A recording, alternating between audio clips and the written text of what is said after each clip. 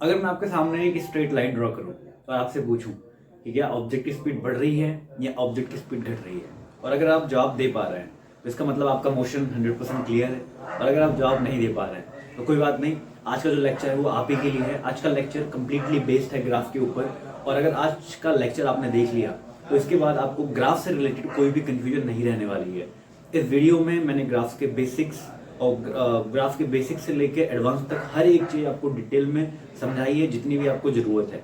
Graph जो chapter है, ये जो चैप्टर मतलब ये जो आपका पोर्शन है ग्राफ, ये समझना बहुत ज़रूरी है क्योंकि आपका 9th क्लास में भी ग्राफ है, क्लास 10th में भी आपका ग्राफ है, क्लास 11th में भी आपका ग्राफ है, और क्लास 11th और 12th में तो भर भर के ग्राफ है।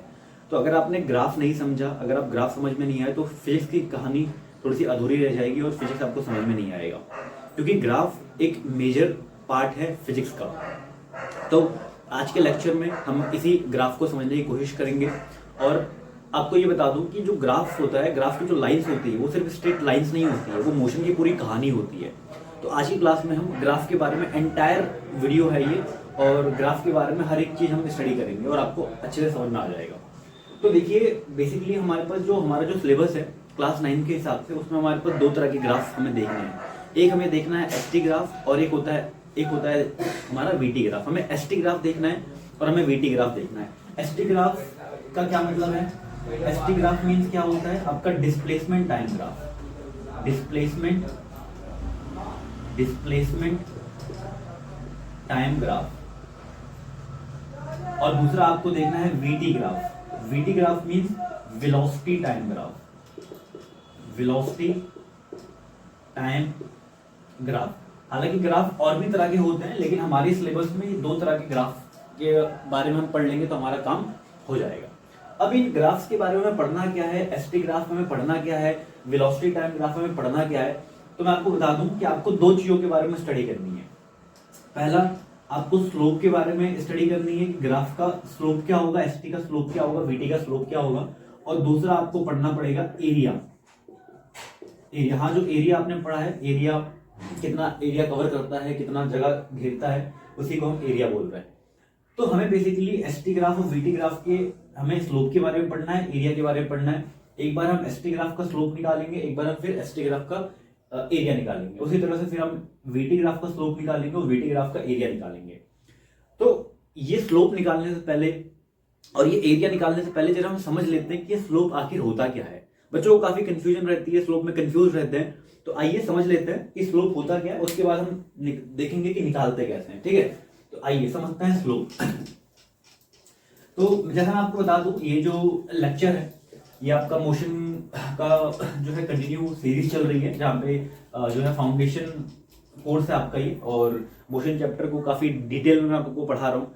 तो हमेशा की तरह मैं आपको बोलूंगा कि आप कॉपी पेन निकाल लीजिए और अपने नोट्स आप खुद बनाइए। अगर आप अपने नोट्स भाई बनाओगे तो बेटर है, बट फिर भी कुछ आलसी लोग हैं जो अपने नोट्स नहीं बनाना चाहते हैं, तो भाई आपके लिए मैंने चैनल के डिस्क्रिप्शन में एक टेलीग्राम का लिंक दे दिया है, और आप उस टेलीग्राम चैनल पे आप मुझसे जुड़ सकते हैं, और वहाँ पे आपको हर एक चैप्टर के नोट्स अपलोड हो जाएंगे, मिल जाएंगे आपको।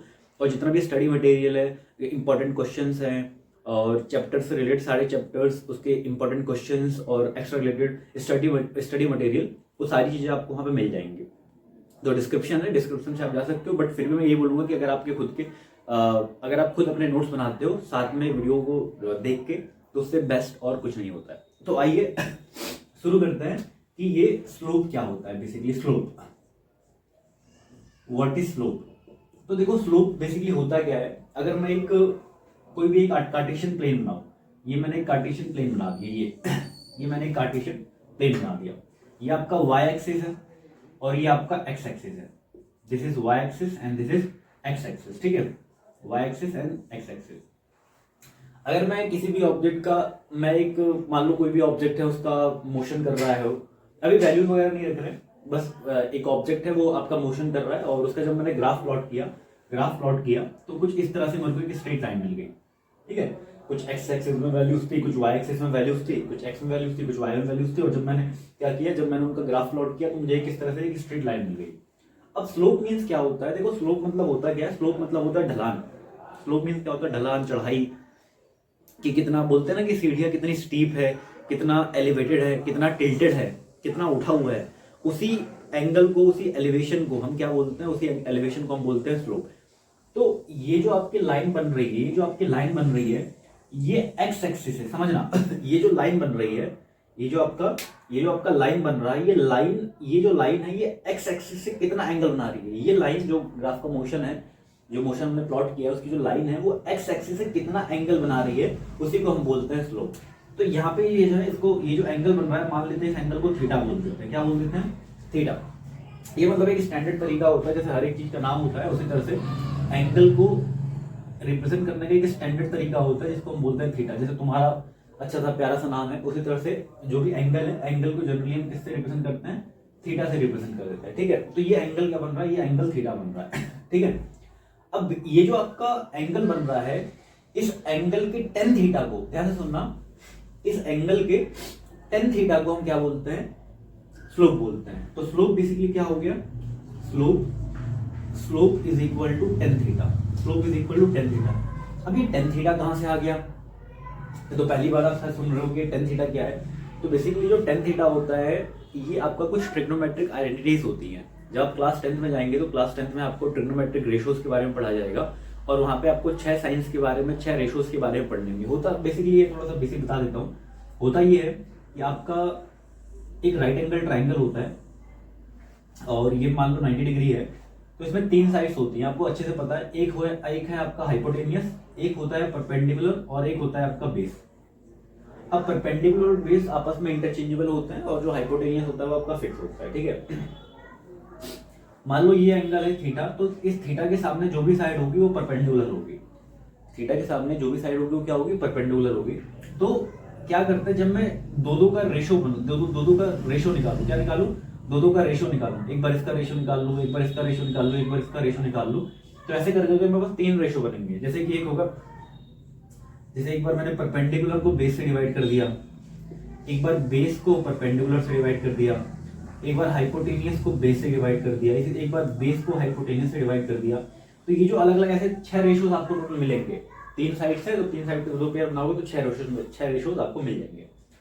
तो ये जो पेयर बन रहे हैं, ये जो रेशोज आ रहे हैं, इन रेशोज का अलग अलग नाम है। उन्हीं में से ये जो आपका रेशियो होता है परपेंडिकुलर अपॉन बेस, इसी रेशियो का नाम होता है टेंजेंट। इसी रेशियो का नाम क्या होता है? टेंजेंट, और जिसको शॉर्ट में हम बोलते हैं 10। क्या बोलते हैं शॉर्ट में? क्या बोलते हैं? 10। तो आपका टेन थीटा जो होता है, किसी भी ट्राइंगल में जो टेन थीटा होता है, वो उसके परपेंडिकुलर और उसके बेस का रेशियो होता है। जो टेन थीटा होता है वो क्या होता है? उसके परपेंडिकुलर का और उसके बेस का क्या होता है? रेशियो होता है। तो टेन थीटा को मैं लिख सकता हूँ slope is equal to tan theta, और टेन थीटा क्या होता है? Tan theta is equal to perpendicular upon base. Perpendicular upon base, ये होता है आपका स्लोप। अब किसी भी ट्राइंगल में उसका स्लोप आप निकालो, कैसे निकालोगे? देखो, अगर मैं इस ट्राइंगल का, इस एंगल का, ये जो एंगल बन रहा है इसका अगर मैं टेन थीटा निकालूं, सबसे पहले मुझे ट्राइंगल बनाना पड़ेगा। तो यहाँ से मैंने एक गिरा दिया परपेंडिकुलर, यहाँ से क्या गिरा दिया? परपेंडिकुलर। तो ये वाली जो वैल्यू है, ये आपका ये टेन थीटा क्या हो जाएगा? परपेंडिकुलर। तो इसके लिए परपेंडिकुलर ये वाली साइड होगी कि नहीं होगी? ये वाली साइड होगी। तो ये बेसिकली आपका हो जाएगा, ये वाली जो लेंथ है भाई, tan theta equal to perpendicular, perpendicular ये है कि नहीं है? तो ये वाली लेंथ कैसे मिलेगी आपको? ये वाली लेंथ आपको y एक्सिस बताएगा। तो y एक्सिस की ये वाली लेंथ कैसे मिलेगी? ये वाली लेंथ मिलेगी आपको y2 माइनस y1 अपॉन में बेस के लिए आपको ये चाहिए। तो ये कैसे मिलेगा आपको? ये मिलेगा आपको x2 माइनस x1 करके, x2 माइनस x1 करके। तो ये जो होता है basically slope is equal to tan theta. और स्लोप बेसिकली होता क्या है?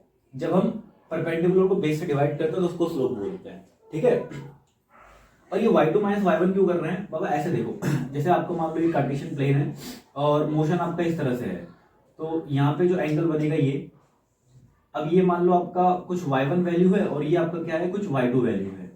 तो यहाँ से जो अगर मैं टेन थीटा निकालूंगा तो परपेंडिकुलर ये होगा कि नहीं होगा? परपेंडिकुलर यही तो होगा। तो इसकी लेंथ कैसे निकलेगी? ये y1 है, ये y2 है, तो मुझे इसमें से ये माइनस करना पड़ेगा, तभी तो ये लेंथ मिलेगी। मान लो ये जो वैल्यू है ये आपकी 5 आ रही है, और ये जो वैल्यू आ रही है 12 आ रही है। तो ये वाली लेंथ कैसे निकलेगी? ये वाली लेंथ 12 माइनस 5 होगी कि नहीं होगी? 12 माइनस 5 ही तो होगी। तो वही तो किया है कि परपेंडिकुलर निकालने के लिए y2 माइनस y1 अपॉन में x2 माइनस x1 किया। और या फिर जनरली हम ये भी कह सकते हैं कि जब कभी भी हम स्लोप निकालते हैं, तो स्लोप निकालने का मतलब क्या होता है कि भाई y2 माइनस y1 करेंगे तो y ही मिलेगा मेरे को, और x2 माइनस x1 करेंगे तो x में से x घटाएंगे तो x एक्सिस तो मिलेगा। तो यानी स्लोप मतलब क्या होता है, स्लोप मतलब सिंपली ये होता है, स्लोप मीन सिंपली ये होता है जब हम y एक्सिस को x एक्सिस से डिवाइड करते हैं तो उसको स्लोप बोलते हैं। Whenever we divide y axis by x axis, then whatever we get, this is called the slope of that line. तो इसको हम क्या बोलते हैं, स्लोप बोलते हैं। तो ऐसे आप समझ सकते हो, स्लोप मींस tan थीटा होता है, tan theta perpendicular upon base होता है, परपेंडिकुलर निकालने का तरीका y2 minus y1 upon x2 minus x1। और सिंपल हम क्या कर रहे हैं, जब भी y एक्सिस को x एक्सिस से डिवाइड करते हैं, जब कभी भी हम y एक्सिस को x एक्सिस से डिवाइड करते हैं तो उसको हम क्या बोलते हैं, स्लोप बोलते हैं। ठीक है, क्लियर हो रहा है, बहुत बढ़िया। तो किसी भी ग्राफ का स्लोप जो है इस तरह से आप निकाल सकते हो। ठीक है, समझ में आ गया, कोई दिक्कत, कोई परेशानी, कोई दुविधा, कोई समस्या नहीं होगी। चलो अब देखो, एक चीज और मैं आपको बता दूं कि जरूरी नहीं है कि हर बार जो मोशन स्टार्ट हो वो 0 से स्टार्ट हो, 0,0 से स्टार्ट हो। मोशन कहीं 20 से भी स्टार्ट हो सकता है। तो उस केस में हम स्लोप कैसे निकालेंगे, देखो एक कंफ्यूजन है रहती है बच्चों को, वो मैं आपको थोड़ा सा समझा दूं।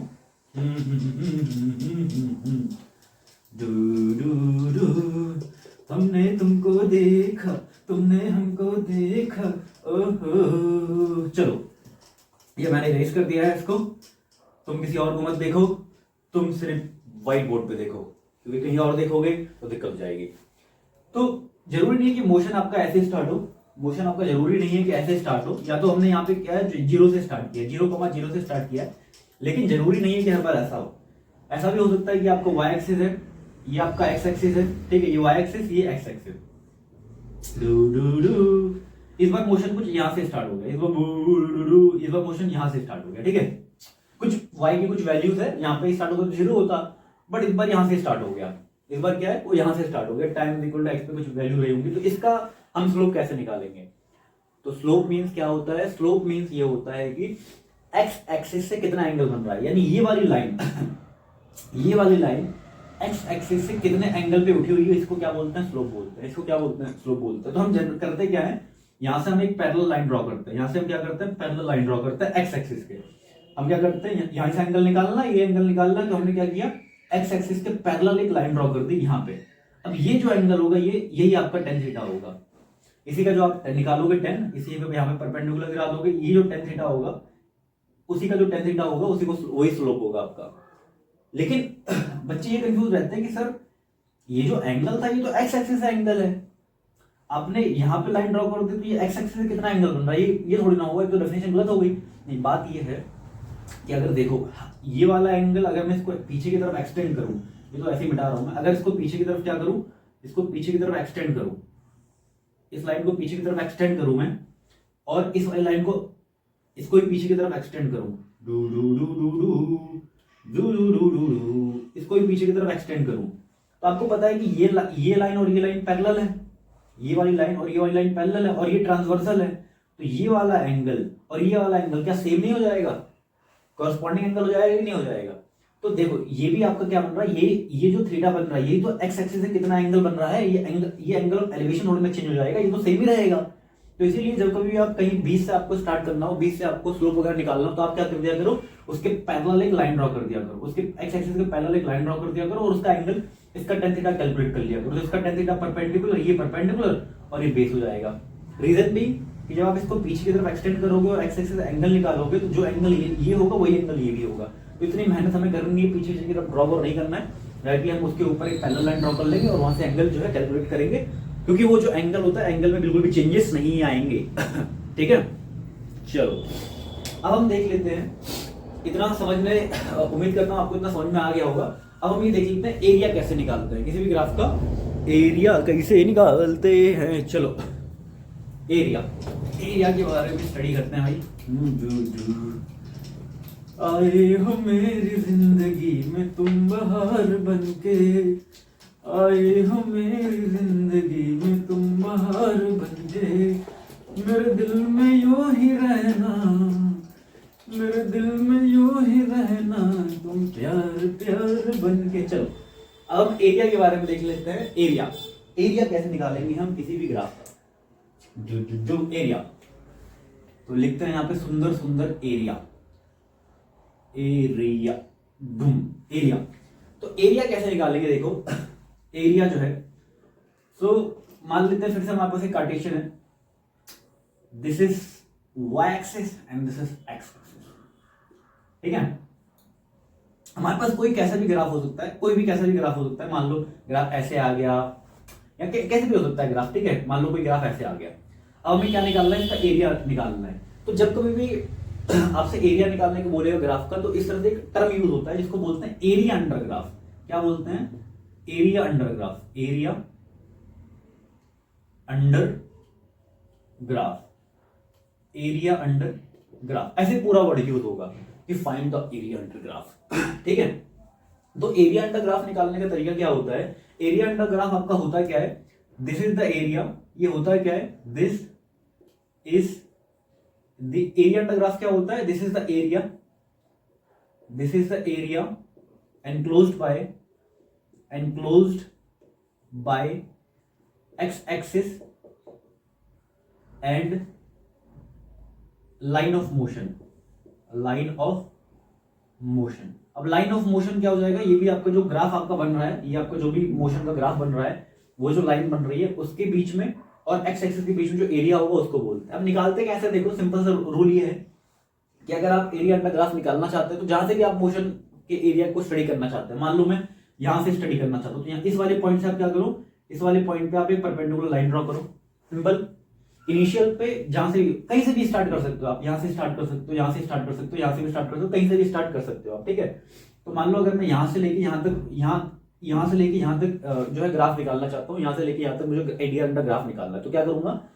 यहाँ पे मैं एक परपेंडिकुलर लाइन ड्रॉ कर दिया, ये फाइनल पॉइंट है, यहां से भी मैं क्या कर दूंगा? एक परपेंडिकुलर लाइन ड्रॉ कर दूंगा, यहां से भी मैं क्या कर दूंगा? एक परपेंडिकुलर लाइन ड्रॉ कर दूंगा। अब इस लाइन के बीच में, इस एक्स एक्सिस के बीच में और इनके बीच में जो भी एरिया आएगा, ये जो एरिया आएगा, इस एरिया को हम बोलेंगे एरिया अंडर ग्राफ। ठीक है, अब ये कैसे भी हो सकता है। देखो, ये तो बड़ा कर्व सा बना हुआ है, तो इसका एरिया निकालना बड़ा मुश्किल है। इसका एरिया निकालना भाई कैसे निकालेंगे यार इसका एरिया? इसके लिए इंटीग्रेशन डिफरेंशिएशन करना पड़ेगा यार। लेकिन अभी हम क्लास 9th में है, तो ये सब हमारा झंझट है नहीं। तो हमारे जो सिलेबस है, हमारे सिलेबस में इस तरह से वेरिएशन वाले मोशंस नहीं आएंगे। हमारे में जो आएगा वो यूनिफॉर्म मोशन आएगा। ये हालांकि ये नॉन यूनिफॉर्म मोशन है, तो हमारे जो सिलेबस है, हमारे सिलेबस में सिर्फ यूनिफॉर्म मोशन आएगा। मतलब हमारे जो सिलेबस आएगा, हमारे सिलेबस में ये कुछ इस तरह से स्ट्रेट लाइन आएगी। मान लो अगर ये मोशन इस तरह से बन गया, एक आपका वाई एक्सिस है, ये एक्स एक्सिस है, तो इसका जरा आप निकालोगे एरिया अंडर ग्राफ निकालोगे, तो ये तो ओरिजिन पे है भाई। इसका अगर एरिया अंडर ग्राफ निकालोगे तो कैसे निकालोगे? तो ओरिजिन पे, इसको छोड़ दो, ये आपका फाइनल है, यहाँ से आपने गिरा दिया परपेंडिकुलर लाइन। अब इसका ये जो एरिया होगा, ये जो एरिया होगा, यही क्या है? आपका एरिया अंडर ग्राफ होगा। तो इसका एरिया कैसे निकलेगा? इसका एरिया निकल जाएगा हाफ बेस इंटू हाइट। आपको बेस पता है, हाइट पता है। ठीक है, अगर मान लो स्क्वायर बन गया, अगर मान लो कुछ ग्राफ, कोई भी आपका कुछ इस तरह से ग्राफ बन रहा है, ये वाई एक्सिस है और ये एक्स एक्सिस, और ग्राफ आपका कुछ ऐसे बन गया। ग्राफ आपका क्या बन गया? ग्राफ आपको कुछ ऐसे बन गया, ऐसे स्टार्टिंग से। तो ये आपका, ये मान लो इस तरह से ग्राफ बना, ये तो खैर बाद बना, ये एक इस तरह से स्ट्रेट लाइन जा रहा है। इसका एरिया अंडर ग्राफ कैसे निकालेंगे? तो ये आपका ओरिजिन यहाँ से परपेंडिकुलर गिराया, ये आपका फाइनल यहाँ से परपेंडिकुलर गिराया, और ये जो आ गया पूरा area, this is area under graph. अभी एक आपका स्क्वायर बन रहा है, रेक्टेंगल बन रहा है, देख के आपको वैल्यू देख के पता चल जाएगा, तो उसका एरिया निकाल लोगे आप। तो बहुत सिंपल है, एरिया अंडर ग्राफ निकालने का सिंपल तरीका है। इनिशियल जहां से आप सबसे पहले आइडेंटिफाई करो आपको निकालना, ग्राफ का जो एरिया है वो निकालना कहां से लेके कहां तक है। तो इनिशियल से आप क्या करो? एक परपेंडिकुलर गिराओ, फाइनल से आप क्या करो? परपेंडिकुलर गिराओ, और जो भी एरिया आएगा उसको एरिया को निकाल दो। तो ये हो गया एरिया अंडर ग्राफ फाइंड करना। ठीक है, उम्मीद करता हूं आपको समझ में आया होगा। अब देखो, हमने जो इतनी मेहनत करी, हमने जो इतनी मेहनत करके पढ़ा कि एरिया कैसे निकालते हैं, स्लोप कैसे निकालते हैं, तो अब जो है हम इसके एप्लीकेशन के बारे में पढ़ेंगे कि हमने इतनी मेहनत क्यों करी। हर एक चीज के पीछे का लॉजिक होता है। तो हमने इसको अगर एरिया ऑफ ग्राफ और एरिया और स्लोप के बारे में पढ़ा है, तो हमने क्यों पढ़ा है? आइए इसके एप्लीकेशन के बारे में पढ़ते हैं कि what are the applications, why did we studied about area and slope of graph. आइए समझते हैं हम applications of slope and area of graph. तो जैसा मैंने आपको बताया कि हमें जो है दो ग्राफ के बारे में पढ़ना है। हालांकि ग्राफ और भी तरह के होते हैं, लेकिन हमें सिर्फ और सिर्फ दो तरह के ग्राफ के बारे में हमें पढ़ना है। ठीक है, पहला हमें पढ़ना है एसटी ग्राफ, जो कि डिस्प्लेसमेंट टाइम ग्राफ होता है, और दूसरा हमारा होता है वीटी ग्राफ, जिसको बोलते हैं वेलोसिटी टाइम ग्राफ। तो सबसे पहले हम डिस्प्लेसमेंट टाइम ग्राफ लेंगे और डिस्प्लेसमेंट टाइम ग्राफ का हम एक बार एरिया निकालेंगे और एक बार स्लोप निकालेंगे और देखते हैं हमें क्या मिलता है। तो ठीक है, आइए हेडिंग डालिए मेरे साथ, हेडिंग डालिए, सुंदर सा हेडिंग डालिए मेरे साथ। सबसे पहले हम देखेंगे स्लोप। तो slope of displacement time graph, slope of displacement time graph, ठीक है, slope of displacement time graph, ठीक है। तो आइए सबसे पहले एक मैंने ये ग्राफ ले लिया, इधर सुंदर सा मैं एक ग्राफ ले रहा हूं, इधर मैंने एक ग्राफ ले लिया, इधर मैंने रखा है डिस्प्लेसमेंट, इधर क्या रखा है मैंने डिस्प्लेसमेंट रखा है, और इधर मैंने रखा है टाइम, इधर क्या रखा है टाइम। ध्यान रखने की बात ये, टाइम जो है मैं सेकंड्स में ले रहा हूँ और डिस्प्लेसमेंट किस में ले रहा हूँ, ये मैं ले रहा हूँ मीटर पर सेकंड्स में, सॉरी डिस्प्लेसमेंट है ना, तो डिस्प्लेसमेंट में ले रहा हूँ मीटर में, कुछ और सोच रहा था मैं। तो डिस्प्लेसमेंट किस में ले लिया मैंने, डिस्प्लेसमेंट ले लिया मीटर में। डिस्प्लेसमेंट को मीटर में मेजर करता है, टाइम को सेकंड में मेजर करता है, तो वही है। तो आइए सबसे पहले एक मोशन ले लेते हैं। मैं अपना जो है अपनी मस्त एकदम, मेरे पास बाइक है डेविड पुत्रा 1000 RR, जो ऑगी चलाता है, हमारे ऑगी भाई सब चलाते हैं। तो ये मैंने एक ले लिया, एक मेरी बाइक है, मस्त बना देता हूँ मैं, वही ना डेविड पुत्रा R1000 करके है कि कितने सीसी की बाइक होती है वो। तो लॉर्ड होगी, है ठीक है। तो ये मेरी बाइक है और यहाँ पे मैं बैठा हुआ हूँ, ये हैंडल हो गया, ये हाथ हो गया, और ये कमर, ये पैर, और मस्त एकदम साइकिल, मस्त एकदम बाइक जो है वो चल रही है, ठीक है। तो हुआ क्या कि ये मोशन चल रहा है, और जब टाइम इज इक्वल टू 0 है, जब टाइम इज इक्वल टू क्या है 0 है, तो मेरा जो डिस्प्लेसमेंट है वो भी क्या है 0 है। जब मेरा टाइम इज इक्वल टू 0 है तो डिस्प्लेसमेंट ही क्या है 0 है। अब टाइम इज इक्वल टू 0 का मतलब क्या होगा, देखो टाइम इज इक्वल टू 0 का मतलब ये होता है कि जो ऑब्जेक्ट है, ऑब्जेक्ट का मोशन जस्ट हमने देखना भी स्टार्ट किया। देखो टाइम तो कभी 0 हो नहीं सकता, टाइम तो कभी 0 हो नहीं सकता, बट ये है टाइम 0 जब हम कहते हैं तो हमारा टाइम 0 से ये मतलब होता है कि मोशन को जस्ट अभी देखना हमने स्टार्ट किया है, मोशन को जस्ट अभी देखना हमने क्या किया है, स्टार्ट किया है। तो वहां से फिर टाइम को कंसीडर करते हैं कि टाइम इज इक्वल टू 0, हम वहां पे सेट कर टाइम को सेट करते हैं, set time is equal to 0।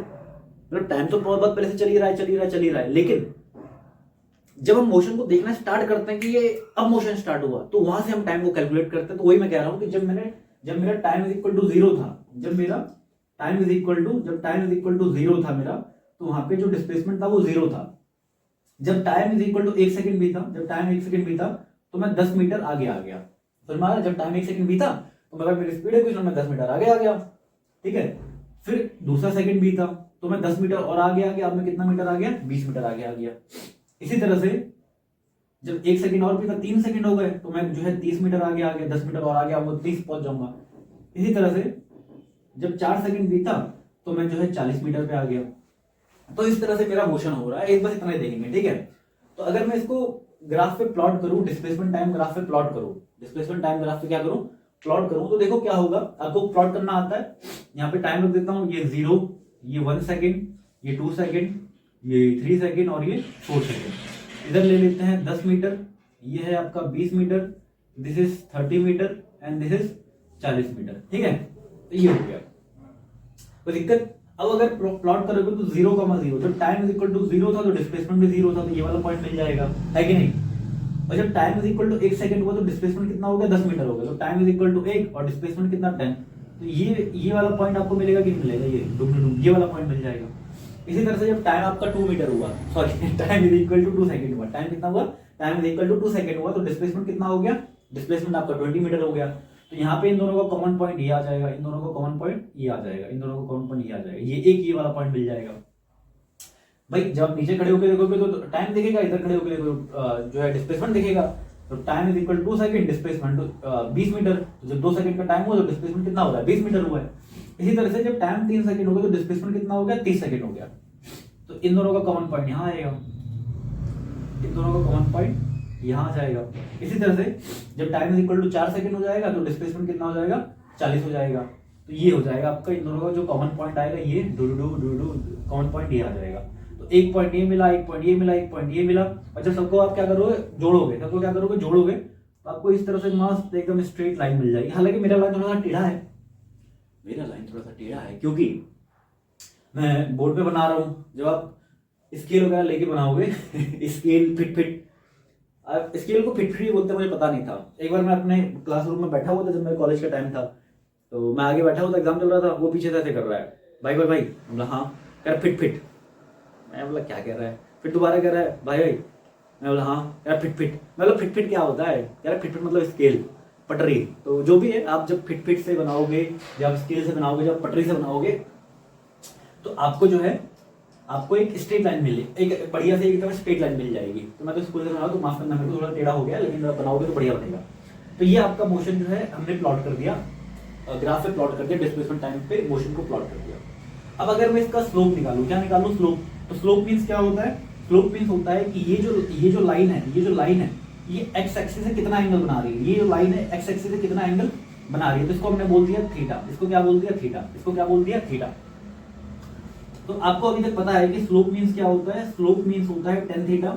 Slope means क्या होता है, tan थीटा। और tan थीटा कैसे निकलता है, y2 माइनस y1 अपॉन में x2 minus x1, y2 minus y1 upon में x2 माइनस x1। इस तरह से स्लोप आपका निकलता है।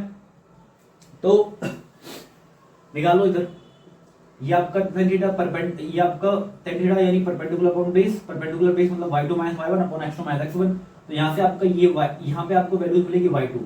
तो y2 आपका ये y1 है, ये y2 है। हम जीरो से मोशन को स्टडी कर रहे हैं, तो यहाँ पे y2 की वैल्यू, यहाँ पे y2 की वैल्यू कितनी है 40 माइनस यहाँ पे y1 की वैल्यू कितनी है 0 अपॉन में x2, ये आपका x1 है, ये आपका x2 है।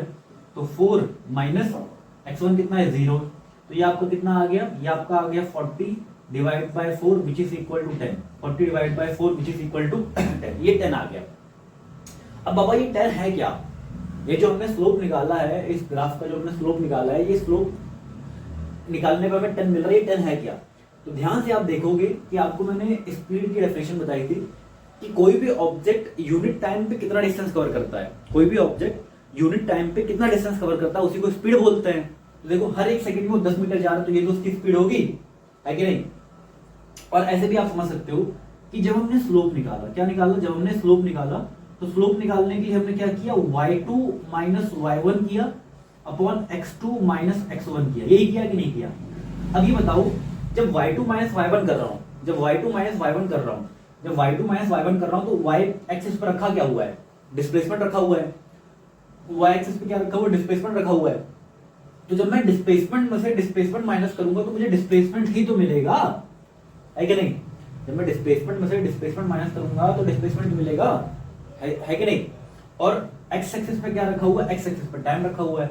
तो जब मैं टाइम में से टाइम माइनस करूंगा, तो टाइम ही तो मिलेगा मुझे। तो जब मैं स्लोप निकाल रहा हूं, तो बेसिकली मैं y एक्सिस को x एक्सिस से डिवाइड कर रहा हूं। और जब मैं डिस्प्लेसमेंट टाइम के रिस्पेक्ट में देखूंगा, जब मैं इसको डिस्प्लेसमेंट टाइम के रिस्पेक्ट में देखूंगा, तो मैं ये देख रहा हूं कि मैं डिस्प्लेसमेंट को टाइम से डिवाइड कर रहा हूं। और आपको पता है डिस्प्लेसमेंट को टाइम से डिवाइड करते हो तो क्या मिलता है, डिस्प्लेसमेंट को टाइम से डिवाइड करते हैं तो हमें स्पीड मिलता है। क्या मिलता है, स्पीड मिलता है, या इसी को हम बोल रहे हैं वेलोसिटी मिलती है। भाई एक स्ट्रेट लाइन की बात करें ना, ऑब्जेक्ट आपका सीधे ऐसे जा रहा है, तो आपका स्पीड भी वही होगा, वेलोसिटी भी वही है, डायरेक्शन की कौन बात कर रहा है, अभी तो मैग्नीट्यूड की बात कर रहा है। तो जब कभी आप स्लोप निकालोगे, तो स्लोप निकालने से क्या मिलेगा आपको, स्पीड, या फिर किसी को बोल रहे हैं वेलोसिटी मिलता है। तो यानी ये वेलोसिटी आपका 10 क्या है, 10 वेलोसिटी की यूनिट क्या होती है, मीटर पर सेकंड, मीटर पर सेकंड। तो ये है। तो एक नोट आप बढ़िया से अपने कॉपी में डालो, क्या वो ये है कि जब कभी भी आप डिस्प्लेसमेंट टाइम ग्राफ का स्लोप निकालोगे, तो डिस्प्लेसमेंट टाइम ग्राफ का स्लोप आपको क्या देता है, डिस्प्लेसमेंट टाइम ग्राफ का स्लोप आपको देता है वेलोसिटी। तो लिखो इसी बात को सुंदर सुंदर राइटिंग में, द स्लोप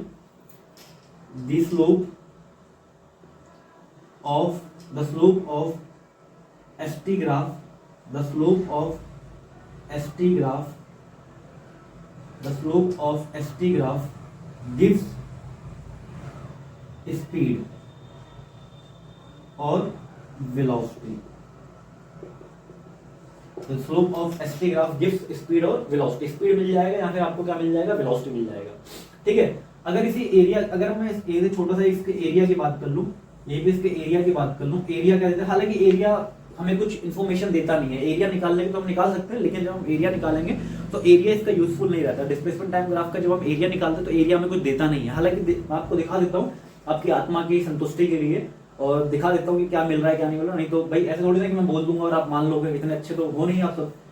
तो चलिए मैं दिखा देता हूँ कि एरिया निकालने पे क्या मिल रहा है। तो अगर मैं इसका एरिया निकालूंगा, एरिया इज इक्वल टू, तो इसका एरिया क्या निकलेगा, एक यहाँ से ये ओरिजिन है, यहाँ से परपेंडिकुलर लाइन गिरा दो, यहाँ से परपेंडिकुलर लाइन गिरा दो, तो ये हमारा क्या हो जाएगा, ये परपेंडिकुलर और ये आपका बेस हो जाएगा। तो एरिया कैसे निकलेगा, area of right angle triangle half base into height निकलता है कि नहीं निकलता, तो हाफ बेस आपका कितना है, ये बेस आपका क्या है, ये आपका बेस है, तो बेस पे क्या रखा हुआ है, टाइम रखा हुआ है, बेस पे क्या रखा हुआ है, टाइम रखा हुआ है, और हाइट पे क्या रखा हुआ है, हाइट पे रखा हुआ है डिस्प्लेसमेंट, हाइट पे क्या रखा हुआ है, डिस्प्लेसमेंट। एक काम करो थोड़ी देर के लिए जो कांस्टेंट है इसको इग्नोर करो, तो जब मैं एरिया निकाल रहा हूँ एसटी ग्राफ का, तो मुझे मिल क्या रहा है, बेसिकली जब मैं एरिया निकाल रहा हूँ तो एरिया निकाल रहा हूँ, मैं कर क्या रहा हूँ, मैं टाइम को डिस्प्लेसमेंट से मल्टीप्लाई कर रहा हूँ, क्या कर रहा हूँ, टाइम को डिस्प्लेसमेंट से मल्टीप्लाई कर रहा हूँ। ये बताओ ऐसे एक्सप्रेशन आपने कहीं पढ़ी है, टाइम को डिस्प्लेसमेंट से मल्टीप्लाई करने में कुछ मिलता है?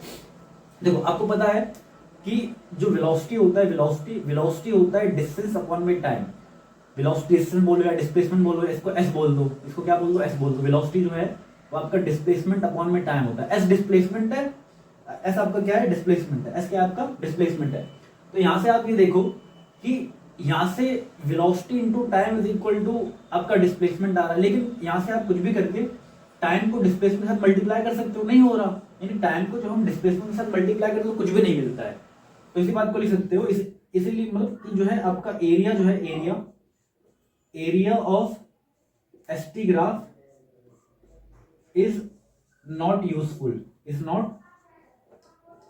ये यूजफुल नहीं है, और इसीलिए आपसे कभी पूछा भी नहीं जाएगा, इसलिए आपसे जो है कभी पूछा भी नहीं जाएगा। फुल की स्पेलिंग गलत हो गई, कमेंट करके मार दोगे मुझे, तो मैं सर फुल की स्पेलिंग गलत हो गई, ठीक है।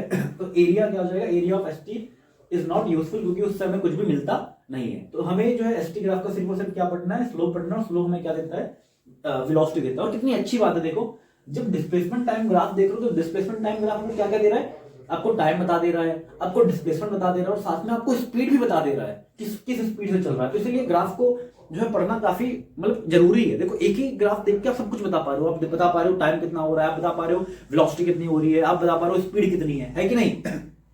तो चलो ये ग्राफ आपने देख लिया, अब इसके बाद हम शुरू करते हैं वीटी ग्राफ, चलो इसको नोट कर लो, और मैं इरेज कर रहा हूं इसको। उसके बाद हम देखते हैं वीटी ग्राफ का एरिया वगैरह कैसे निकालते हैं। ठीक है, सब कुछ आ रहा है वीडियो में, बहुत बढ़िया। चलो डू डू डू हवा हवा ए हवा जरा बता दे कहाँ खुली, हाँ खुली जुल्फ बता दे, मुझको बता दे जरा मुझको बता दे, मैं उससे मिलूंगा। ये मिल जो है इरेज नहीं होता है, पता नहीं क्यों भाई, बहुत ताकत लगती है इरेज करने में। या तो मेरा इंक जो है वो डुप्लीकेट ले आया हूं मैं, इसलिए इतना ताकत लगता है। इस बार चेंज करता हूँ, देखता हूँ। अरे मिट जा मिट जा मिट जा मिट जा मिट जा। नोट कर लिया ना, अगर किसी ने नोट नहीं किया है भाई तो वीडियो को थोड़ा सा बैकवर्ड करके नोट कर लो, और या फिर वीडियो को पॉज करके भी नोट कर लिया करो, ठीक है। पॉज तो करना आता है ना, वीडियो को पॉज कैसे करते हैं, पॉज करना आता है ना, चलो आता ही होगा भाई। चलो अब हम देख लेते हैं slope of VT graph. Heading डालो, स्लोप ऑफ वीटी ग्राफ। तो वीटी ग्राफ का स्लोप हमें पढ़ना है, ठीक है। तो यहां पे मैं एक स्लोप बना देता हूं, यहां पे मैं एक वेलोसिटी टाइम ग्राफ ले लेता हूं। यहाँ पे वेलोसिटी किसमें है, मीटर पर सेकंड में, और यहाँ पे टाइम किसमें है, टाइम जो है सेकंड्स में है, ठीक है। चलो मैं यहाँ पे फिर से अपनी कार में आ गया, मैं मस्त एकदम जो है उड़न छू में लेके आ गया, एकदम मस्त मेरी कार है एकदम, ये हो गया। तो ये मेरी कार है एकदम मस्त, और इसमें बैठा हुआ हूँ, ठीक है। ये स्टेयरिंग हो गई, ये डूम, और मैं यहाँ बैठा हूँ, ये चला रहा हूँ पैर, ये एक्सीलेटर, और मस्त इसको ये है बस अपना जो है कार वह चल रही है। ड्राइंग मेरी बहुत अच्छी है और बहुत सुंदर ड्राइंग बनाता हूँ मैं, उसके लिए मुझे माफ़ करना। ड्राइंग में मेरा बचपन से ही जो है हालत खराब है। मेरे स्कूल की ड्राइंग मेरे पापा बनाते थे मेरे पापा बहुत अच्छी ड्राइंग बनाते थे, और जितने भी ड्राइंग वगैरह का काम होता था 5th क्लास में ड्राइंग बनाते थे मेरे पापा मेरे बनाते थे, उनकी ड्राइंग काफ़ी अच्छी थी। मतलब अच्छी है, अब तो खैर काफ़ी टाइम से बनाना नहीं है तो बता दें। तो ये मेरी कार है और मैं अपना हाईवे पे हूँ एकदम मस्त, और यहाँ पे आप खड़े हो, यहाँ पे आप एकदम खड़े हो, ठेले पे बैठे हो, नहीं ठेले पे चल बताओ, चलो तुम ठंड का टाइम है आराम करो, मैं ही निकल लेता हूँ सब, आप सब बैठो, आप परेशान मत हो, आप कहीं खड़े मत हो, मैं ही देख लेता हूँ सब, ठीक है। तो मैं एकदम अपनी कार में हूँ एकदम मस्त, और मैं अपने हाईवे पे हूँ, एक हाईवे पे हूँ, और जस्ट अभी मोशन स्टार्ट नहीं हुआ है, यानी हमने क्या किया, टाइम को सेट कर दिया 0 से, और जब टाइम आपका सेट 0 है तो आपकी जो वेलोसिटी ये भी आपकी 0 है, यानी मैं रेस्ट पे हूँ, ठीक है।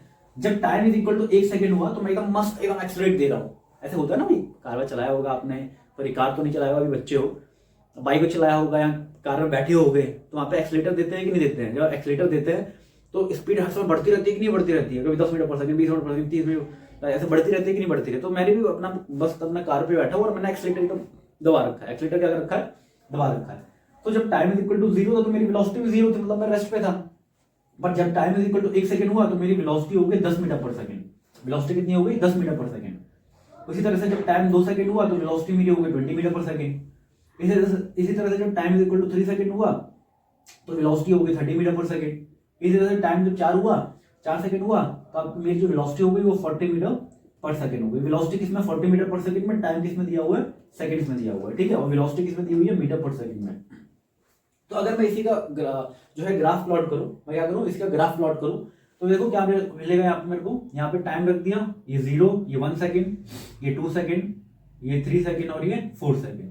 यहाँ पे आपका 10 मीटर पर सेकंड, 20 मीटर पर सेकंड, दिस इज 30 मीटर पर सेकंड, और दिस इज 40 मीटर पर सेकंड, ठीक है। समझ में आ रहा है, कोई दिक्कत, कोई परेशानी नहीं। अब देखो इसको प्लॉट करो, तो प्लॉट करना आ गया होगा ना भाई, चलो। तो ये आपका जब टाइम 1 सेकंड है, जब टाइम यहाँ पे 0 से स्टार्ट करो, जब टाइम 0 है तो टाइम 0 तो वेलोसिटी 0, तो ये कॉल मिल जाएगा। जब time is equal to 1 second है, दिख रहा है ना, जब time is equal to 1 second है तो डिस्प्लेसमेंट भी आपका जो है वो 10 है, तो ये आपका इन दोनों का कॉमन पॉइंट यहाँ मिल जाएगा। इसी तरह जब time is equal to 2 second है तो डिस्प्लेसमेंट कितना है, 20, तो time is equal to displacement आपका 20, तो ये आ जाएगा। इसी तरह से जब टाइम इज इक्वल टू 30, अब तो कर दो ना जल्दी जल्दी, कोई दिक्कत तो नहीं है ना। ये जब टाइम इज इक्वल टू 4 तो डिस्प्लेसमेंट आपका 4 ये हो जाएगा, ठीक, कोई दिक्कत, कोई परेशानी, कोई समस्या नहीं। अब अगर सारे पॉइंट्स को आप कनेक्ट कर दोगे, ये सारे पॉइंट्स को आपने कनेक्ट कर दिया तो इस तरह से आपको एक लाइन मिल जाएगी, ठीक है। अब अगर मैं इसका स्लोप निकालूं, क्या निकालूं, अगर मैं इसका स्लोप निकालूं, अगर मैं इसका क्या निकालूं, स्लोप निकालूं, तो स्लोप बेसिकली होता क्या है कि ये जो लाइन है ये एक्स एक्सिस से कितना एंगल बना रही है, तो इसको बोल दिया थीटा, क्या बोल दिया, थीटा, क्या बोल दिया, थीटा। और यहां से आप क्या गिरा लो, एक परपेंडिकुलर गिरा लो, क्या गिरा लो, परपेंडिकुलर। तो आपको पता है स्लोप क्या होता है, स्लोप इज इक्वल टू होता है tan थीटा, और tan थीटा मींस क्या होता है, y2 माइनस y1 अपॉन में x2 माइनस x1, होता है कि नहीं होता, y2 minus y1 upon x2 minus x1। तो देखो अगर मैं इसके लिए निकालू tan थीटा, तो tan theta perpendicular, perpendicular means y2 minus y1, तो ये आपका y2 कितना है, 40 है, तो 40 माइनस 0, y1 आपका कितना है, 0 है। इधर से आपका x2 कितना है, 4, x1 कितना है, 0, क्योंकि 0 से मोशन को स्टडी कर रहे हैं ना, तो x2 माइनस x1, तो ये आपका हो जाएगा 4 माइनस 0, क्या आ जाएगा आपका 40 डिवाइड बाय 4, तो कितना आ गया, 10 आ गया, क्या आ गया, 10 आ गया। अब ये 10 है क्या समझने वाली बात ये है, ये 10 है क्या। तो जब ध्यान से आप देखोगे तो मैं आपको बताऊं कि जब आप स्लोप निकाल रहे हो, क्या निकाल रहे हो, स्लोप निकाल रहे हो, तो स्लोप निकालने के लिए आप कर रहे हो tan थीटा, और tan थीटा के लिए आप कर रहे हो y2 माइनस y1 अपॉन में x2 माइनस x1। अब ये बताओ y2 क्या है, y2 आपका वेलोसिटी है, y एक्सिस पे क्या रखा हुआ है, वेलोसिटी रखा हुआ है, यानी ये आपका जो है फाइनल वेलोसिटी, ये आपका इनिशियल वेलोसिटी है, तो इसको मैं लिख सकता हूं v minus you, final velocity v, initial velocity को u बोलते हैं। और ये आपका नीचे क्या रखा हुआ है, जब x2 माइनस x1 कर रहे हैं तो टाइम ही तो रखा हुआ है, जब x2 माइनस x1 कर रहे हैं तो x पे क्या रखा हुआ, टाइम, तो आपको टाइम मिलेगा। और इसको देख के कुछ याद आ रहा है, change in velocity upon time, इसी को एक्सेलरेशन तो बोलते हैं, इसी को क्या बोलते हैं, एक्सेलरेशन बोलते हैं। तो कितनी अच्छी बात है कि जब हम स्लोप निकालते हैं किसका, वीटी ग्राफ का, तो स्लोप हमें क्या देता है, एक्सेलरेशन देता है, क्या देता है, एक्सेलरेशन देता है। तो इस बात को यहाँ पे कोने में अच्छे से लिख लो, सुंदर सुंदर, कि slope of VT graph, slope of VT graph gives, slope of VT graph gives acceleration, gives acceleration, बड़ा गंदा हो गया, सुंदर सुंदर लिख लेते हैं इसको, एक्सेलरेशन क्या देता है, एक्सेलरेशन देता है, क्या देता है, एक्सेलरेशन का। तो ये आपको ध्यान रखना है। कोई दिक्कत, कोई परेशानी, कोई दुविधा नहीं, बिल्कुल नहीं। चलो, तो ये है आपका स्लोप, और स्लोप जब निकालेंगे, यानी जब कभी भी आपके पास वेलोसिटी टाइम ग्राफ रहेगा, वेलोसिटी टाइम ग्राफ देख के आपसे पूछेगा बताओ इसका एक्सेलरेशन क्या है, तो आपको क्या करना है, उसका स्लोप निकाल देना है। और स्लोप कैसे निकालना मैंने आपको सिखाया, ठीक है। चलो अब हम देखते हैं कि इसका एरिया कैसे निकालेंगे, ठीक है। तो क्या मैं इसको इरेज कर लूं, इसी ग्राफ का एरिया भी निकाल देंगे, ठीक है। अलग से कुछ करने की जरूरत नहीं है, इसी ग्राफ को क्या निकाल देते हैं, एरिया भी निकाल देते हैं। चलो इरेज करता हूं उसको, ठीक है। 1 2 3 इरेज कर रहा हूं, मैं इरेज कर रहा हूं, ठीक है। ओके, चलो इसी को इरेज कर देता हूं।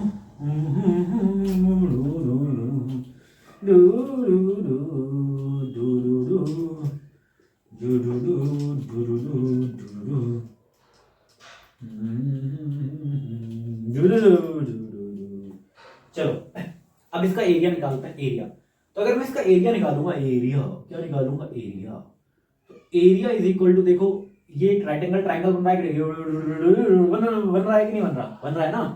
तो एरिया बन रहा है इसका, अगर एरिया निकालेंगे तो राइट एंगल ट्राइंगल का एरिया कैसे निकलेगा, half base into height, half base into height. तो हाफ बेस कितना हो जाएगा, ये बेस होगा कि नहीं होगा, ये बेस होगा, तो बेस हमारा हो जाएगा, बेस कितना है, बेस आपका है 4 इंटू हाइट कितना, हाइट ये आपका 0 से लेके 40, तो ये आपका 40 हो जाएगा कि नहीं हो जाएगा, तो ये आपका 2 से 2 कैंसिल हो जाएगा, कितना आ जाएगा 80 आ जाएगा, कितना आ जाएगा 80। अभी 80 क्या आया है, 80 क्या आया है, देखो बेसिकली जब हम एरिया निकाल रहे हैं, क्या निकाल रहे हैं, जब हम एरिया निकाल रहे हैं, तो एरिया निकालने के लिए मैं हाफ बेस इंटू हाइट, तो ये देखो इसको थोड़ी देर के लिए इग्नोर करो, ये हाफ बेस इंटू हाइट कर रहे हैं, तो ये तो कांस्टेंट है, तो कांस्टेंट से तो कोई फर्क नहीं पड़ता ना, कोई कांस्टेंट उसको इग्नोर कर किया जा सकता है, तो कांस्टेंट को थोड़ी देर के लिए इग्नोर करो। तो जब कभी भी मैं एरिया निकाल रहा हूं, तो एरिया निकालने के लिए मैं बेस को हाइट से मल्टीप्लाई कर रहा हूं, क्या कर रहा हूं, बेस को हाइट से मल्टीप्लाई कर रहा हूं। अब ये बताओ बेस पे क्या रखा हुआ है, tan theta perpendicular upon base, तो बेस पे क्या रखा हुआ है, टाइम रखा हुआ है कि नहीं रखा हुआ है, बेस पे क्या रखा हुआ है, टाइम रखा हुआ है। तो बेस की जगह मैं लिख सकता हूं टाइम इंटू, जब मैं हाइट निकाल रहा हूं, हाइट ये वाली हाइट हो जाएगी नहीं हो जाएगी भाई, परपेंडिकुलर बेस इंटू हाइट, तो यही तो होगा हाइट, ये बेस है, ये हाइट है। तो जब मैं हाइट निकाल रहा हूं, तो हाइट पे क्या रखा हुआ, हाइट पे वेलोसिटी रखी हुई कि नहीं रखी हुई है, तो हाइट पे वेलोसिटी रखी हुई है। तो एरिया जब मैं निकाल रहा हूं, तो मैं वेलोसिटी को टाइम से मल्टीप्लाई कर रहा हूं, क्या कर रहा हूं, वेलोसिटी को टाइम से मल्टीप्लाई कर रहा हूं, क्या कर रहा हूं, वेलोसिटी को टाइम से मल्टीप्लाई कर रहा हूं।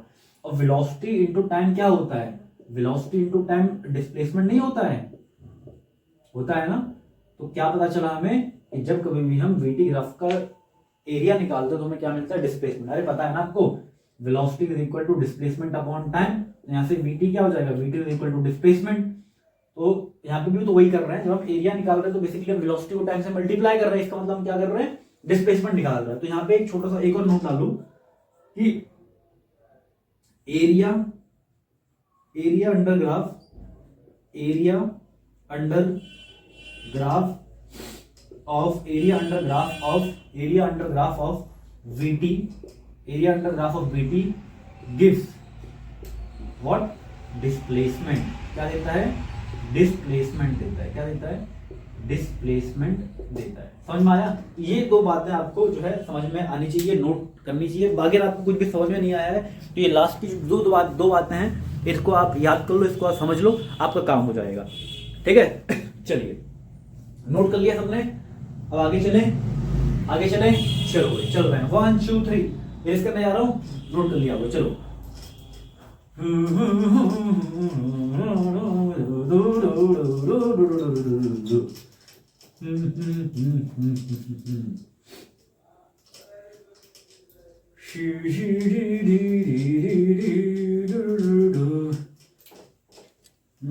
आज है 4 तारीख 2026, नया साल स्टार्ट हुआ है और लोगों ने नए नए रेजोल्यूशंस लिए होंगे। आपने भी कुछ रेजोल्यूशंस वगैरह लिए हैं नए साल पे, ये करेंगे, अब ये दुनिया हिला देंगे, और जो है अब तो कम बैक करेंगे, ऐसा कुछ रेजोल्यूशन लिया है, अब से जॉगिंग करेंगे, अब से हम हेल्दी खाना खाएंगे, अब से हम जिम जाएंगे। आप खैर तो भी तो छोटे हो, अब तो खैर जिम में क्या जाओगे, मतलब कुछ ऐसा रेवोल्यूशन वगैरह लिया है अपने न्यू ईयर पे? अगर लिया है तो मेरे को बताओ कमेंट करके, जरा मैं भी देखूं, ठीक है। कमेंट करके बताना आपका न्यू ईयर रेजोल्यूशन क्या है, अगर आप इस वीडियो को देख रहे हो तो कमेंट करके बताना, ठीक है। चलो अब हम देखो, अब हमें क्या देखना है, अब हमें ये देखना है कि हम जो अलग अलग तरह के जो मोशंस हैं, अलग अलग तरह के क्या है मोशंस हैं, उन मोशंस को हम ग्राफ पे कैसे रिप्रेजेंट करते हैं। हमें मैथ्स के टर्म में रिप्रेजेंट करना आता है। कोई ऑब्जेक्ट है, उसकी वेलोसिटी है 5 मीटर पर सेकेंड, तो हम लिख देंगे v is equal to 5 metre per second. तो हमें पता चल जाता है कि यार ऑब्जेक्ट आपका 5 मीटर पर सेकेंड की स्पीड से चल रहा है। ऑब्जेक्ट अगर रेस्ट पे है तो हम लिख देंगे v इज इक्वल टू 0 है। तो हमें मैथ्स के टर्म में तो पढ़ना आता है, लेकिन ये रेस्ट को, कोई ऑब्जेक्ट रेस्ट में है, कोई ऑब्जेक्ट यूनिफॉर्म मोशन में है कि नॉन यूनिफॉर्म मोशन में है, तो ये जो है हम ग्राफ को देख के भी हमें आना चाहिए। ग्राफ को देख लिया और ग्राफ को देख के हमें समझ में आना चाहिए कि भाई बताओ ऑब्जेक्ट जो है वो यूनिफॉर्म मोशन में है कि नॉन यूनिफॉर्म मोशन में है, रेस्ट में है, क्या है। तो यही हमें समझना है कि how to determine, how to study the graph of motion, या how to represent motion on graph. तो ये हेडिंग सही रहेगी, हेडिंग। तो हाउ टू रिप्रेजेंट, सुंदर सुंदर हेड डालो, how to represent, how to represent motion on graph, how to represent motion on graph. अब देखो, जैसे कि मैंने आपको बताया कि हमारे पास दो तरह के ग्राफ हैं, एक है डिस्प्लेसमेंट टाइम ग्राफ और एक होता है वेलोसिटी टाइम ग्राफ। तो सबसे पहले हम डिस्प्लेसमेंट टाइम ग्राफ को देखेंगे। सबसे पहले क्या देखेंगे हम? सबसे पहले हम डिस्प्लेसमेंट टाइम ग्राफ को देखेंगे। तो डिस्प्लेसमेंट टाइम आपका ग्राफ क्या है? डिस्प्लेसमेंट टाइम ग्राफ देखो, अगर हम मोशन की बात करें तो मोशन आपकी सिर्फ 3 तरह के हो सकते हैं। वैसे 2 तरह के मोशन होंगे, 3 तरह के मोशन होंगे, ठीक है। उसी को मतलब सब पार्ट में ब्रेक कर देंगे। तो पहला तो ये है कि ऑब्जेक्ट आपका रेस्ट पे होगा। पहला क्या होगा? ऑब्जेक्ट आपका रेस्ट पे होगा। और दूसरा ऑब्जेक्ट आपका मोशन में होगा। अब मोशन भी 2 तरह के होंगे, या तो यूनिफॉर्म मोशन होगा या तो नॉन यूनिफॉर्म मोशन होगा। तो 3 तरह के ग्राफ हमें 3 तरह के मोशन को हमें रिप्रेजेंट करना होगा। सबसे पहले हमें रिप्रेजेंट करना होगा रेस्ट को, कि ऑब्जेक्ट जब रेस्ट पे है। दूसरा, जब आपका ऑब्जेक्ट आपका यूनिफॉर्म मोशन में, और मोशन में कैसा मोशन में? यूनिफॉर्म मोशन में। तो दूसरा आपको देखना है यूनिफॉर्म मोशन। दूसरा आपको किसमें देखना है? Uniform motion. दूसरा आपको देखना है यूनिफॉर्म मोशन। और तीसरा आपको किसमें देखना है? अगर यूनिफॉर्म मोशन नहीं है तो नॉन यूनिफॉर्म मोशन होगा। इससे बात थोड़ी ना होगा, non uniform motion, non uniform motion, non uniform motion, ठीक है। तो रेस्ट, यूनिफॉर्म मोशन और नॉन यूनिफॉर्म मोशन, ठीक है। तो यहां पे हम 3 ग्राफ देख लेते हैं। ये है आपका एसटी ग्राफ, ये भी है आपका एसटी ग्राफ, और ध्यान से देखिए ये भी है आपका एसटी ग्राफ। ध्यान से देखिए इस चेहरे को, कहीं ये चेहरा आपके बगल में तो नहीं है। ध्यान से देखिए इस ग्राफ को। पहले आज तक पे ऐसे एंकरिंग आती थी ना, ध्यान से देखिए इस चेहरे को। क्या यही मासूम चेहरा कहीं आपके घर में भी तो नहीं घूम रहा है? तो ध्यान से देखिए इस ग्राफ को, अगर आप समझना चाहते हैं तो ये आपका डिस्प्लेसमेंट है, ठीक है। तो अब देखो, रेस्ट पे है होने का क्या मतलब होता है? रेस्ट पे होने का मतलब ये होता है कि ऑब्जेक्ट मूव नहीं कर रहा। एक बार ऑब्जेक्ट को जहां रख दिया, एक बार ऑब्जेक्ट को जहां रख दिया, वो ऑब्जेक्ट वहीं पड़ा हुआ है। 5 मीटर की दूरी पर लाके रख दिया। जैसे ये मेरी घड़ी रखी हुई है। अब इस घड़ी को मैंने क्या किया? इस घड़ी को मैंने लाके 5 मीटर दूर, इस घड़ी को मैंने 5 मीटर दूर लाके रख दिया। जहां पे रख दिया, जहां पे रख दिया वो वहीं पे पड़ा हुआ है, ठीक है। मान लो घड़ी उठा के मैंने वहां रख दिया और वहां पे रखा हुआ है, तो पड़ा हुआ है वहीं पे। अब टाइम की वैल्यू बीत रही है, टाइम बीत रहा है, टाइम बीत रहा है, लेकिन आपका क्या हो रहा है? आपका ऑब्जेक्ट अपना डिस्टेंस चेंज नहीं कर रहा, तो उसको रेस्ट बोलेंगे। तो है क्या? अगर हम इसको रिप्रेजेंट करेंगे, मान लो ऑब्जेक्ट को 5 मीटर पे रख दिया, तो जब टाइम इज इक्वल टू देखा, जब टाइम 0 था तब भी 5 पे रखा हुआ था, जब time is equal to 2 second हो तब भी 5 पे रखा हुआ है, टाइम 3 सेकंड को 5, 4 सेकंड 5, 6 सेकंड 5, 7 सेकंड 5, 8 सेकंड 5। मतलब हर बार टाइम की वैल्यू तो बढ़ रही है, टाइम थोड़ी रुकेगा, टाइम तो बढ़ेगा ही बढ़ेगा। टाइम को कौन रोक सकता है? तो टाइम तो आपका बढ़ रहा है, लेकिन टाइम के रिस्पेक्ट में ऑब्जेक्ट अपना डिस्प्लेसमेंट चेंज नहीं कर रहा। हर बार जब आप देख रहे हो तो हर बार आपको जो डिस्प्लेसमेंट हो 5 5 5 5 5 या फिक्स एक डिस्टेंस मिल रहा है। तो जब सारे डॉट्स को आप कनेक्ट करोगे तो आपको एक स्ट्रेट लाइन मिल जाएगी। क्या मिल जाएगी? एक स्ट्रेट लाइन मिल जाएगी, एक पैरेलल लाइन मिल जाएगी। तो जब कभी भी आपके पास डिस्प्लेसमेंट टाइम ग्राफ है और डिस्प्लेसमेंट टाइम ग्राफ में आपको एक स्ट्रेट लाइन मिल जाए, क्या मिल जाए? स्ट्रेट लाइन मिल जाए, तो समझ जाना वो कैसे मोशन को रिप्रेजेंट कर रहा है। वो रेस्ट को जो है आइडेंटिफाई कर रहा है। क्या कर रहा है? रेस्ट को आइडेंटिफाई कर रहा है, ठीक है। अब यूनिफॉर्म मोशन देख लेते हैं। यूनिफॉर्म मोशन मींस क्या होता है? यूनिफॉर्म मतलब आपका constant speed. Uniform motion means क्या होता है आपका? कांस्टेंट। यूनिफॉर्म मोशन मींस आपका constant speed. Uniform motion means आपका कांस्टेंट स्पीड। अभी कांस्टेंट स्पीड जो होगा तो क्या होगा? देखो बेसिकली देखो, कांस्टेंट स्पीड का मतलब होता है सेम टाइम में सेम डिस्टेंस कवर करना। भाई कांस्टेंट स्पीड का मतलब क्या होगा, अगर आपकी स्पीड फिक्स है तो आप सेम टाइम में सेम डिस्टेंस कवर करोगे, उसी को हम बोलेंगे कांस्टेंट स्पीड। और कांस्टेंट स्पीड को यूनिफॉर्म मोशन बोलते हैं। यानी यहाँ पे होगा क्या, आपका सेम जैसे जैसे टाइम की वैल्यू बढ़ेगी वैसे वैसे डिस्प्लेसमेंट की वैल्यू बढ़ेगी। तो टाइम बढ़ा तो आपका डिस्टेंस बढ़ा, डिस्प्लेसमेंट बढ़ गया, फिर टाइम बढ़ा तो फिर से आपका टाइम बढ़ा तो डिस्प्लेसमेंट बढ़ गया, फिर टाइम बढ़ा तो डिस्प्लेसमेंट भी बढ़ गया, फिर टाइम बढ़ा तो डिस्प्लेसमेंट बढ़ गया। तो इस तरह से जो आपको मोशन मिलेगा ना, इस तरह से ये आपको एक स्ट्रेट लाइन मिलेगा यहाँ पे भी, पर ये पैरेलल नहीं होगा, कुछ किसी एंगल पे होगा ये। अरे बाबा यूनिफॉर्म मतलब टाइम बढ़ रहा है, देख चुके हैं ना, टाइम बढ़ रहा है तो डिस्प्लेसमेंट बढ़ रहा है, तो जितना टाइम बढ़ेगा उतना डिस्प्लेसमेंट बढ़ेगा। तो टाइम बढ़ा तो डिस्प्लेसमेंट बढ़ा, टाइम और बढ़ा तो डिस्प्लेसमेंट यहाँ से यहाँ चला गया, फिर टाइम और बढ़ा तो देखो डिस्प्लेसमेंट यहाँ से यहाँ चला गया। तो जो सारे डॉट्स को कनेक्ट कर दोगे तो आपको इस तरह से एक एंगल, एक लाइन मिल जाएगी। तो जब कभी भी आपके पास डिस्प्लेसमेंट टाइम ग्राफ है और डिस्प्लेसमेंट टाइम ग्राफ पे कुछ इस तरह से आपकी किसी एंगल पे लाइन जा रही है, तो समझ जाना वो किसको रिप्रेजेंट कर रहा है, वो यूनिफॉर्म मोशन को रिप्रेजेंट कर रहा है। किसको रिप्रेजेंट कर रहा है, यूनिफॉर्म मोशन को रिप्रेजेंट कर रहा है। अब हम बात करते हैं नॉन यूनिफॉर्म की। तो देखो नॉन यूनिफॉर्म के बारे में ज्यादा हमें स्टडी करनी नहीं है, नॉन यूनिफॉर्म मोशन के बारे में ज्यादा हमें स्टडी करनी नहीं है, क्योंकि नॉन यूनिफॉर्म मोशन का स्टडी करना बड़ा कॉम्प्लेक्स है यार। पता ही नहीं है कब स्पीड बढ़ रही है, कब घट रही है, कब कितना बढ़ रही है, कब कितना घट रही है ना, तो बड़ा ही कॉम्प्लेक्स हो जाता है। तो ये हम क्लास 11 में जाके इस तरह के ग्राफ्स के बारे में डील करेंगे, जहाँ पे हम इंटीग्रेशन डिफरेंशिएशन लगाएंगे। तो अभी आपको टेंशन नहीं लेनी है, आपको बस ये ध्यान रखना है कि इसका ग्राफ कैसे बनेगा। तो देखो ग्राफ यार कुछ इसका फिक्स है ही नहीं, कभी स्पीड बढ़ रही है, कभी घट रही है, कभी सेम टाइम में कम डिस्टेंस कवर कर रहा है, कभी सेम टाइम में ज्यादा डिस्टेंस कवर कर रहा है। तो इसका जो ग्राफ होगा या वो कुछ इस तरह से टेढ़ा मेढ़ा कुछ भी बन जाएगा, इस तरह से बन जाएगा, इस तरह से बन जाएगा, इस तरह से बन जाएगा, मतलब किस तरह से आपका ग्राफ बन जाएगा। बस ध्यान रखना कि ग्राफ जो है मतलब कुछ इस तरह से टर्न ना हो जाए, मतलब इस तरह से ना हो जाए। इस तरह से करने से क्या होगा, देखो मान लो यहाँ पे डिस्प्लेसमेंट है 100 मीटर, यहाँ पे डिस्प्लेसमेंट आपका 50 मीटर, तो यहाँ पे time is equal to 2 second है, टाइम इज इक्वल टू क्या 2 सेकंड है। तो जब यहाँ पे इसको स्टडी करूंगा तो देखो यहाँ पे क्या हो गया, यहाँ पे ये बता रहा है कि जब टाइम इज इक्वल 2 सेकंड है तो ऑब्जेक्ट 50 मीटर पे है, और ये बता रहा है कि जब टाइम इज इक्वल 2 सेकंड तो ऑब्जेक्ट आपका 100 मीटर पे है। तो ऐसा पॉसिबल थोड़ी ना है भाई, एक टाइम पे ऑब्जेक्ट एक ही जगह पे एग्जिस्ट कर सकता है। तो बस ध्यान रखना कि ग्राफ जो है आपका कभी भी कर्व मत कर देना, मतलब ऐसे हो जाए, ऐसे हो जाए, ऐसे हो जाए, लेकिन कभी भी इस तरह से रोटेट मत कर देना उसको। और रीजन आपको मैंने बता दिया। तो ये 3 तरह के ग्राफ थे जो आपको स्टडी करने थे, और आपको समझ जाना है कि भाई जब आपका यूनिफॉर्म मोशन होगा तो इस तरह से रहेगा, सॉरी जब आपका रेस्ट रहेगा तो स्ट्रेट लाइन रहेगी, यूनिफॉर्म मोशन रहेगा तब भी आपका स्ट्रेट लाइन रहेगा, लेकिन आपको किस पे होगा, किसी एंगल पे होगा। तो दूसरा नॉन यूनिफॉर्म मोशन है, तो नॉन यूनिफॉर्म मोशन में आपका कैसे भी वो ग्राफ इधर उधर कैसे भी हो सकता है, बस ध्यान रखना कि इस तरह से रिटर्न नहीं आए वो, ठीक है, कर्व ना हो, कर्व नहीं क्यों ना आए इसके पीछे का रीजन मैंने आपको बता दिया, ठीक है। तो चलो हम देख लेते हैं, एसटी ग्राफ हमने देख लिया, अब हम वीटी ग्राफ के बारे में देखते हैं। सेम 3 चीजें हमें वीटी ग्राफ के बारे में देखनी है, ठीक है। चलो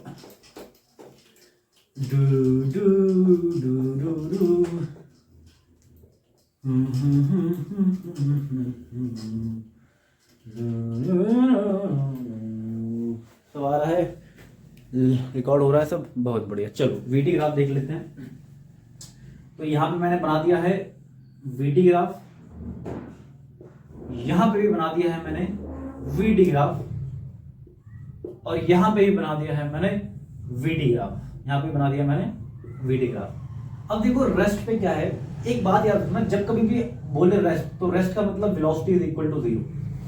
जब कभी भी ऑब्जेक्ट बोले रेस्ट पे है तो रेस्ट का मतलब उसकी वेलोसिटी कितनी है, 0। वेलोसिटी कितनी है, 0। यानी जब कोई ऑब्जेक्ट रेस्ट पे तो टाइम की वैल्यू तो बढ़ रही है, ये जो आपका टी है ये तो बढ़ेगा, लेकिन इसके साथ में जो आपकी वेलोसिटी वो 0 रहेगी। यानी जब टाइम इज इक्वल टू 0 तो वेलोसिटी भी 0, जब time is equal to 1 second तो वेलोसिटी इज इक्वल टू 0, जब टाइम 3 सेकंड वेलोसिटी भी 0, 4 सेकंड, जब 4 सेकंड को टाइम तो यहीं पे तो रिप्रेजेंट करेंगे, वेलोसिटी आपकी 0। अरे बाबा यहाँ पे खड़े होकर देखेंगे टाइम कितना है, तो टाइम दिखेगा 4 सेकंड या 5 सेकंड, लेकिन यहीं पे खड़े होकर इधर देखेंगे तो यहाँ पे वैल्यू क्या दिखेगा, 0,0। तो आप ये देखोगे जब कभी भी वेलोसिटी टाइम ग्राफ होगा, वेलोसिटी टाइम में रेस्ट को रिप्रेजेंट करना है, तो वेलोसिटी टाइम को रेस्ट जो होगा वो ग्राफ इस तरह से पैरेलल चलेगा। क्या चलेगा, पैरेलल चलेगा, मतलब दोनों टाइम पे, और ये दोनों क्या करेंगे, ओवरलैप करेंगे। तो इसको हम रिप्रेजेंट करते हैं रेस्ट को। यूनिफॉर्म मोशन, यूनिफॉर्म मतलब constant speed, uniform motion means constant speed और कांस्टेंट वेलोसिटी। यानी हो क्या रहा है कि जितनी बार भी हम देख रहे हैं उतनी बार, जब जितनी बार हम देख रहे हैं तो हम ये देख रहे हैं कि टाइम तो बढ़ रहा है लेकिन वेलोसिटी फिक्स है। हाईवे पे आजकल क्रूज कंट्रोल होता है ना, हाईवे पे आप जा रहे हो एकदम मस्त, आपने क्रूज कंट्रोल जो है रख दिया और फिर गाड़ी जो है उसी स्पीड को मेंटेन करेगी, उसी स्पीड को आपने 70 पे स्पीड सेट कर दी, तो गाड़ी ऑटोमेटिक 70 की स्पीड पे चलती जाएगी चलती जाएगी चलती जाएगी। तो उसको क्या बोल रहे हैं, उसको हम बोलते हैं यूनिफॉर्म मोशन। तो है क्या कि टाइम की वैल्यू तो बढ़ रही है लेकिन स्पीड आपकी फिक्स है।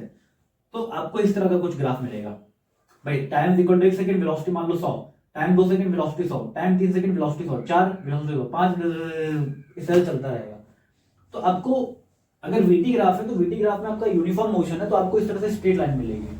तो इसमें आपको यूनिफॉर्म मोशन रिप्रेजेंट कर रहा है, पर यही अगर एसटी ग्राफ होता तो एसटी ग्राफ में किसको रिप्रेजेंट करता, रेस्ट को रिप्रेजेंट करता। ठीक है, अब बात करते हैं नॉन यूनिफॉर्म मोशन की। तो नॉन यूनिफॉर्म मोशन में देखो क्या होगा, नॉन यूनिफॉर्म मोशन में आपका हर समय वेलोसिटी क्या होगी, स्पीड होगी। Non uniform mean varying velocity, varying velocity. तो हर समय वेलोसिटी क्या होगी, चेंज होगी। तो आपको कुछ इस तरह से ग्राफ मिल जाएगा। देखो जब टाइम आपका बढ़ा वेलोसिटी बढ़ी, टाइम बढ़ा वेलोसिटी बढ़ी, टाइम बढ़ा, भाई देखो टाइम बढ़ा तो वेलोसिटी बढ़ गई, फिर टाइम बढ़ा तो वेलोसिटी बढ़ गई, टाइम बढ़ा तो फिर से वेलोसिटी बढ़ गई, जब टाइम और बढ़ा तो वेलोसिटी फिर से बढ़ गई। तो इसका ग्राफ आपको इस तरह से मिल जाएगा, या इसका ग्राफ आपको कैसे मिल जाएगा, इस तरह से मिल जाएगा, इस तरह से मिल जाएगा। मतलब इनके ग्राफ कैसे भी हो सकते हैं, पर आपको ध्यान रखना कि अगर इस तरह का भी ग्राफ आपको वेलोसिटी टाइम दिख रहा है स्ट्रेट लाइन, तो ये भी क्या हो रहा है, नॉन यूनिफॉर्म मोशन मतलब वेलोसिटी आपकी हर सेकंड चेंज हो रही है। तो ये भी आपका क्या हो रहा है, वेलोसिटी टाइम ग्राफ है, यहाँ पे भी वेलोसिटी चेंज हो रही है। बाकी कर्व वगैरह ऐसे तो आपको कुछ भी बन सकता है। तो ये सारी चीजें हैं। ठीक है, अब देखो लेक्चर थोड़ा सा लंबा हो गया है, अराउंड 55 मिनट्स का लेक्चर हो चुका है। तो इसमें मैं अब न्यूमेरिकल नहीं करवा रहा हूँ। अब न्यूमेरिकल के लिए क्या करता हूँ, न्यूमेरिकल के लिए अलग से इसका सेपरेट वीडियो मैं रिकॉर्ड कर देता हूँ, जिसमें आपको जो है न्यूमेरिकल्स वगैरह मिल जाएंगे। तो ये आपका पार्ट 1 हो जाएगा ग्राफ के ऊपर, और उसके बाद आपका पार्ट 2 है जिसपे, क्योंकि देखो ये तो थ्योरी थी, थ्योरी आपने समझ ली, अब इसके बाद न्यूमेरिकल करना बहुत जरूरी है। तो न्यूमेरिकल जब आप कर लोगे तो आपका थोड़ा डर है वो खत्म हो जाएगा। ठीक है, तो थ्योरी के साथ साथ में न्यूमेरिकल करना बहुत जरूरी है। तो आज का जो लेक्चर है यहीं पे एंड करते हैं। इसके बाद हम मिलते हैं इसके लेक्चर 2 में, और इसके बाद जो है आपका 2 लेक्चर और होंगे, एक तो न्यूमेरिकल वाला और इसके बाद एक लेक्चर होगा जिसमें आपका ये चैप्टर टोटली जो है फिनिश हो जाएगा। तो आप सब पढ़ाई करते रहिए और मिलते हैं अगले लेक्चर में। Thank you so much.